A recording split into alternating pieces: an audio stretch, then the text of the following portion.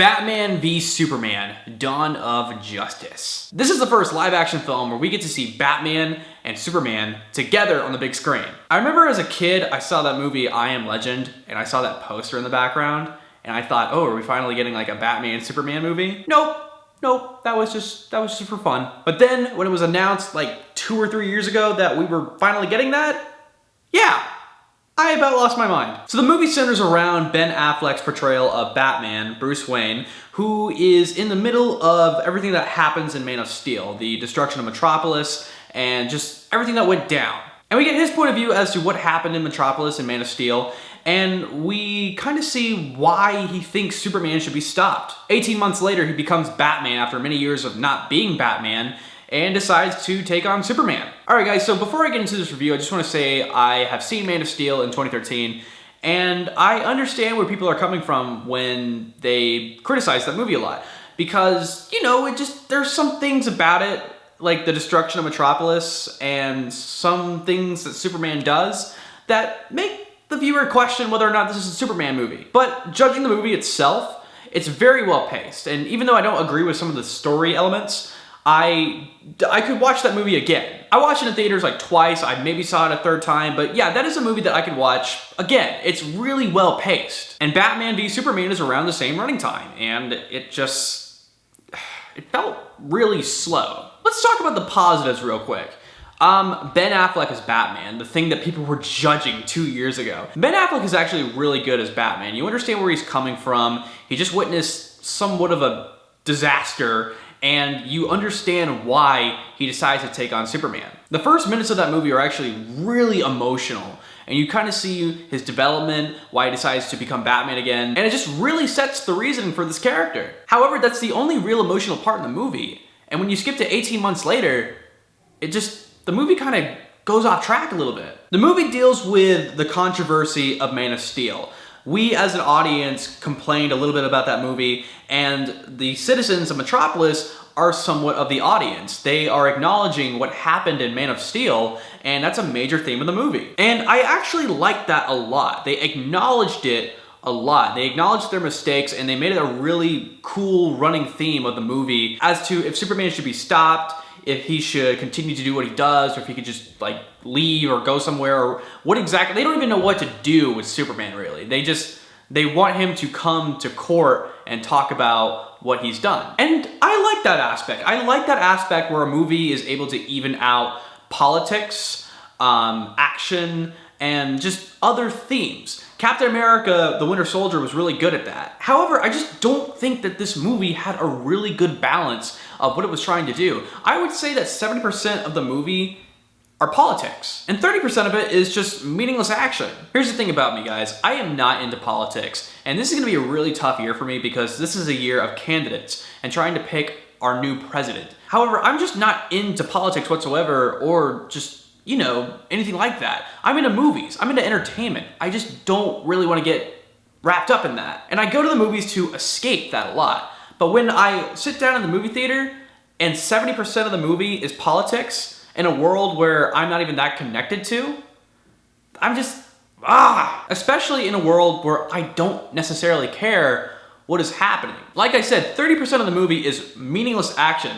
It's towards the end, and Zack Snyder, I thought he had learned from his past mistakes from Man of Steel, but he just basically did it again. You think in the first minutes of the movie, he is acknowledging what he did in Man of Steel, but then at the last minutes, it's the same thing. It's like he was doing so good, then he decided, nope, never mind, I want to do the same thing again.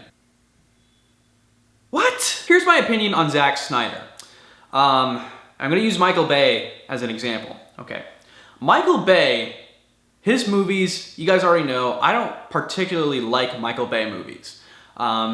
There are some things that I enjoy about Michael Bay movies, but the one thing I enjoy about Michael Bay movies are the special effects. That's it.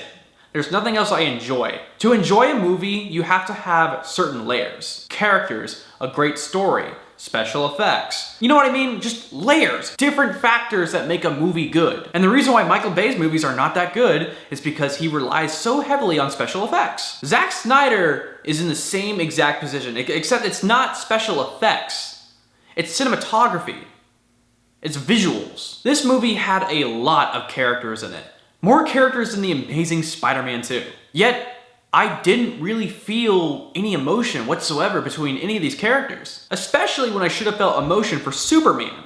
After everything that happened in Man of Steel, after everything that's happening in this movie, I still don't know what is going through his mind or his opinions on the matters at hand. I would have loved to go into that, but I didn't really get a good grasp of what he was thinking. Even him as Clark Kent, he tries to take it upon himself as a reporter to find out more about the Bat Vigilante in Gotham because he feels as though he's a threat. And that just seemed odd to me because he's acknowledging this random Bat Vigilante, yet he's not acknowledging himself, a superhuman who's causing more destruction than this guy in a bat costume. And let's talk about Ben Affleck's Batman. I talked a little bit about Bruce Wayne and why he's doing the things that he's doing, but let's talk about his Batman real quick. I liked him as Batman. I loved the way he looked.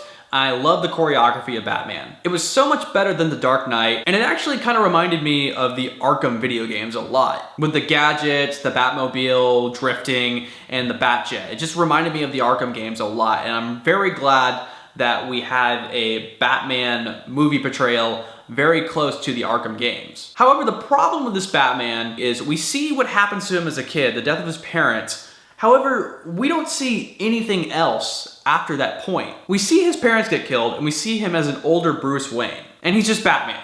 The movie expects us to go in knowing who Batman is. But if someone were to not know who Batman was, they would go in there and think, okay, this person lost his parents. Now he's an older person dressing up in a rubber suit. There's really nothing else. And there's Easter eggs that are pointing to Robin and other factors of Batman, but it's just not heavily explained whatsoever. It's really just for the fans, and that's what this whole movie is really. It's just for the fans. Nothing is really heavily explained whatsoever. And let's talk about Lex Luthor for a second. I don't really know much about Lex Luthor, okay? The only things that I really know about him are from the old Superman cartoons when I was a kid. And of course from the DC animated movies. That's what I know about Lex Luthor. However, when I looked at Jesse Eisenberg's portrayal of Lex Luthor, me as a guy who doesn't really know much about Lex Luthor can still stand up and say, that's not Lex Luthor. This was just such a random and over-the-top performance for me, and I didn't really get his motives either. He's basically just a plot device in order for Batman and Superman to fight each other in this movie. And as far as his character goes, the only thing that I can really fathom from him is that he's a crazy psychological fanatic that wants these two beings to fight. There really is no heavy motive whatsoever as to why he's doing the things that he's doing in this film. And let's talk about Wonder Woman for a second. Okay. There's really no reason for Wonder Woman to be in this movie whatsoever. Obviously, we know at this point that they're making a Justice League movie. We know that. And Zack Snyder is involved. And we get to see a lot of Easter eggs in this movie, and Wonder Woman is actually one of them. And I'm glad. I'm glad that they're acknowledging that there's a Wonder Woman, there's an Aquaman, there's a Flash, there's a Cyborg, but this movie is supposed to be Batman versus Superman. We don't need Wonder Woman in this movie. The only real reason why I can think of Wonder Woman being in this movie is DC trying to be Marvel. What has Marvel done in the past? Let's see, Iron Man 2. Now, even though Iron Man 2 was very questionable, what was one of the one things that was in that movie that we could take from and see in other future films? The Black Widow. A really awesome female character that we would want to see in the future films, but could still contribute to said film that we were watching. They were trying to do that in this film, but it just felt unnecessary. I mean, cool, that's awesome. Wonder Woman, she's in the movie. We're gonna see her in future films. Justice League, we need her, but we don't need her now. Again, she's just a plot device as well. Actually, she's not even a plot device. She's an Easter egg device. Without her, we wouldn't see a majority of the Easter eggs that we see in this film. That's why she's in here. Just so we can see more things to tease us. Guys, I know I'm just saying a lot of random stuff about this movie, but here's the one thing that I will say that will probably get you to understand where I'm coming from. I was walking out of the theater and I was just trying to wrap my head around what was wrong with this movie. I was trying to figure out how I was going to explain it to you guys, if I could convey it well enough, and then there was a lady right behind me talking to her daughter or sister or whatever, and she said, I didn't like it. It was just a movie. And then it clicked in my head. It's just a movie. It's just a movie. It's just visuals with bass. There's no characters, there's not much emotion, there's not really anything to feel.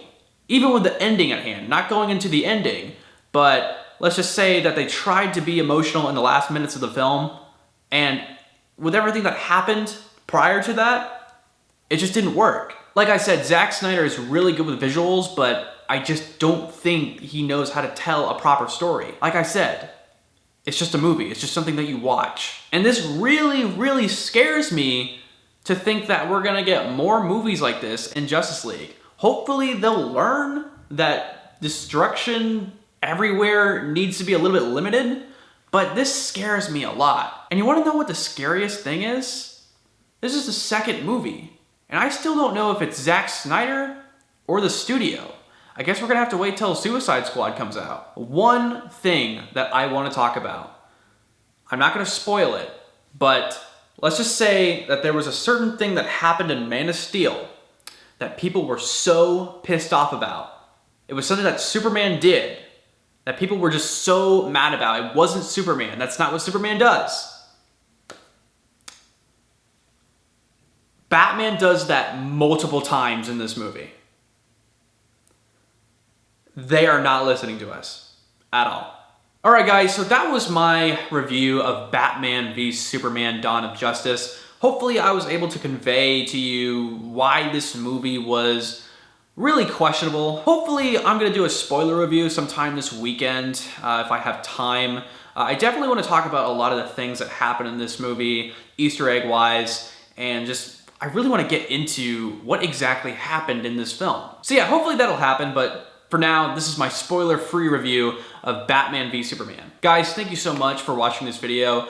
Like it, share it, please subscribe. And also, I want to thank you guys so much. I have actually reached 2,000 subscribers on YouTube. It means a lot. I really appreciate it. And I'm actually going to be doing a special video sometime next week. I have ordered a couple things. They're going to be coming in Monday or Tuesday. I'm going to make a video as soon as they come in. I'm doing a giveaway. And I really appreciate everything that you guys have done for me. And I really just wanted to give back to you guys. 2,000 subscribers is amazing to me. So yes, thank you guys so much. I am Corbin Stuckey, and this is Pixel Talk.